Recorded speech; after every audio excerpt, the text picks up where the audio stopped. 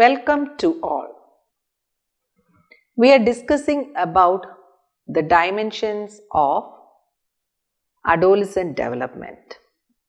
And in this, we have covered the physical development, the cognitive development, and now we are focusing upon the moral development of adolescents. When discussing the moral development, there comes the importance of the theory of Kohlberg's theory of moral development. Let us see in detail about this theory. In this video, we will discuss the main points as what is Kohlberg's theory of moral development, the stages of moral development, influence of Kohlberg's theory. After watching this video, you will be able to develop understanding about Kohlberg's theory of moral development, to classify the stages of moral development, develop understanding about the various levels of Kohlberg's theory of moral development, to examine the influence of Kohlberg's theory. Let us see what is included in Kohlberg's theory of moral development. Kohlberg's theory of moral development, it is based primarily on moral reasoning and was organized into various stages and levels. He conducted research for 20 years and then only he come up with this theory. While conducting research, he presented a series of stories in which characters face moral dilemmas, and the data was collected through interview. Various moral dilemmas were presented to the interviewees, and then he asked a series of questions to them. Based on that, he developed the 3 levels followed by the different stages. From the answers of the respondents gave 4 moral dilemmas, Kohlberg hypothesized 3 levels of moral development which consist of 2 stages each. The key concept in understanding moral development is internalization. So, from externally controlled behaviors, the individuals moves to internally controlled by standards and principles. And we can see that from childhood, their moral development is going in one way, but when they enter into the next stage, that is adolescence, the moral development also undergoes changes. And from the externally controlled behaviors, we can see the shift towards the internally controlled by standards and principles. Let us see the various levels of Kohlberg's theory of moral development. The first level is the pre-conventional reasoning, the second level is conventional level, and the third the post-conventional level. And in each level there are 2 stages each. In the first level, that is the pre-conventional reasoning, the stage 1 is titled as punishment obedience orientation, stage 2 personal reward orientation. Coming to level 2, that is conventional level, stage 3 is titled as good boy nice girl orientation, stage 4 law and order orientation, and coming to level 3, that is the post-conventional level, stage 5 is termed as social contract orientation, stage 6 as universal ethical principle orientation. Let us have a detail about each level. The pre-conventional level, when we look at the pre-conventional level, we can see that it is the lowest level in the theory of moral development. And there is no internalization of moral values at this level. And we know that the adolescents or children obey the adults in terms of rewards and punishment. So, this external rewards and punishment control moral reasoning. And in this level, there are two stages. Stage 1, punishment obedience orientation. At this stage, judgment is based solely on a person's own needs and perceptions. Here, right and wrong is based primarily on external circumstances. Here, that is the punishment and rewards. Coming to stage 2, that is personal reward orientation. At this stage, personal needs determine right and wrong, and so the conscience seems to be cunning. Your behavior is determined primarily by what will earn you a reward. Coming to the second level, that is the conventional level, it is the intermediate level, or it is between the pre-conventional and post-conventional level in Kohlberg's theory of moral development.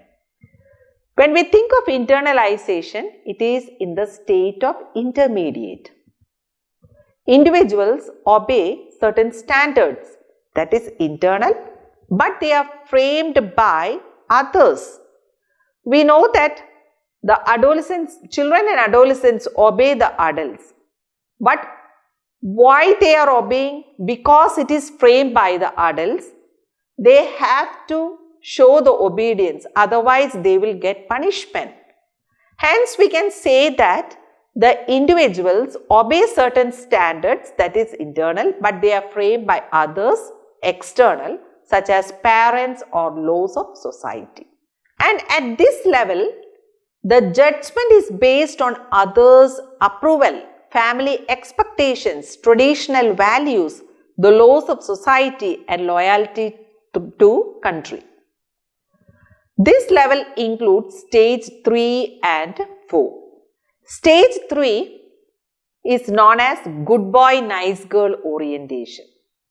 This stage is the stage of social approval, and one's behavior is determined by what pleases and is approved by others. Individuals value trust, caring, and loyalty to others as a basis of moral judgments.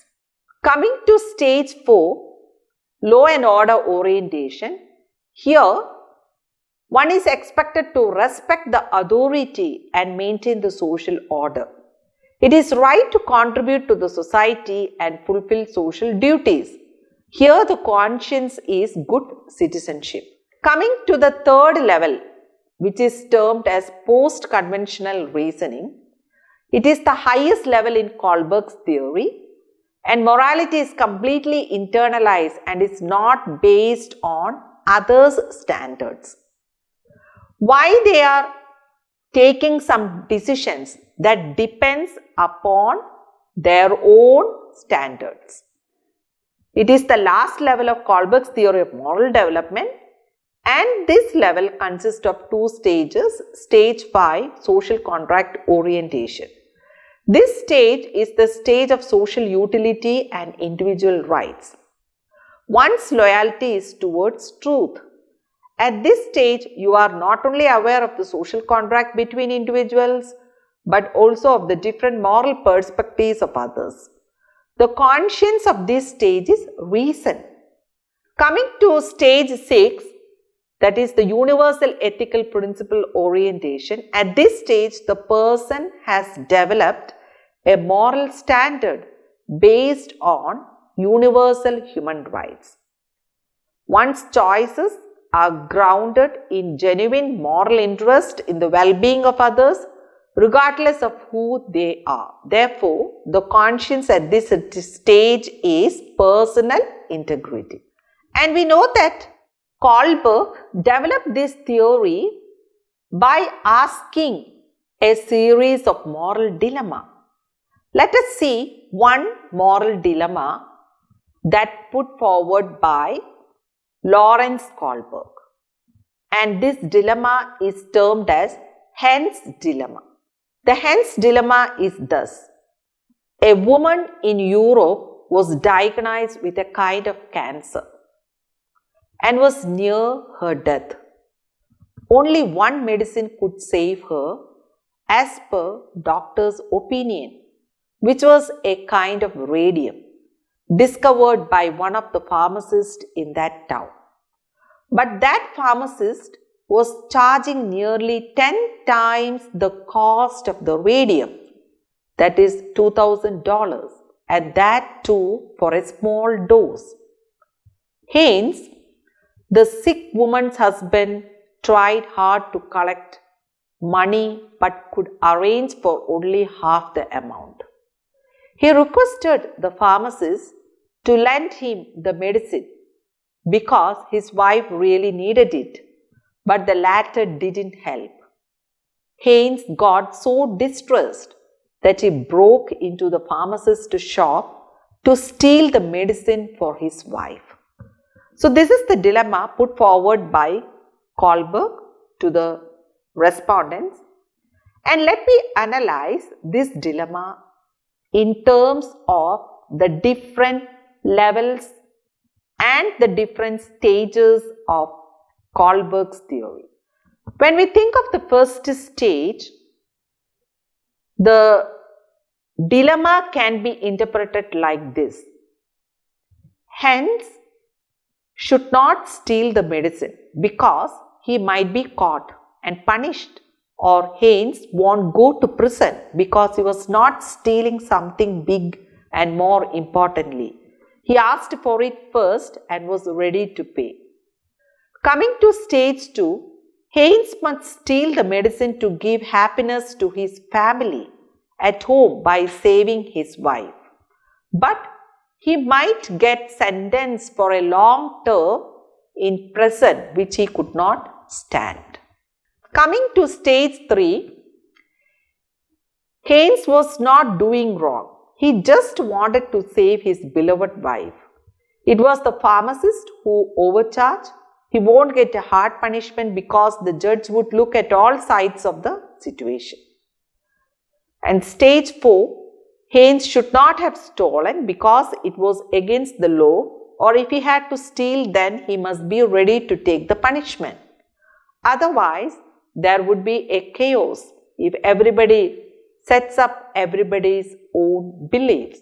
Coming to stage 5, Kohlberg interpreted based on the respondents like this: life is more important than property, and Haynes should save his wife even if he had to steal. Let the moral and legal standpoints coincide, and Haynes should not have stolen because even though his wife was sick, it couldn't make his action right. Stage 6, Haynes should steal the medicine because human life has more value than the property rights of some person, or Haynes should not have stolen because any other person might have needed the medicine more badly. So these are the different stages and the interpretation given based on the Haynes dilemma. Let us now see how Kohlberg's theory of moral development influenced adolescence. When we look at this Kohlberg's theory, we know that it consists of various levels and stages which follow a sequence, and each sequence and each stage is age related. Individual's moral orientation unfolds as a result of cognitive development. And we can see this moral development is linked with the cognitive development. As cognitive development increases, the moral development also opens up. When we think of adolescents, we know that they construct their moral thoughts as they pass from one stage to the other. And they will think and develop in their own way, and their rationality will be more, their logical reasoning will be more, where the adults couldn't give a satisfied answer. And this theory, it is a description of progressive conceptions people used to understand social cooperation. And we know that this adolescents' conceptions about the society is always based on their own logical thinking, and which leads to their decision making process. Hence, we can see that there is a greater influence of this theory on the moral development of adolescents. Let us conclude what all things we have discussed in this video: that Kohlberg's theory of moral development, the different levels and stages of moral development, and finally, we have discussed how Kohlberg's theory influences adolescents in their pathway of development.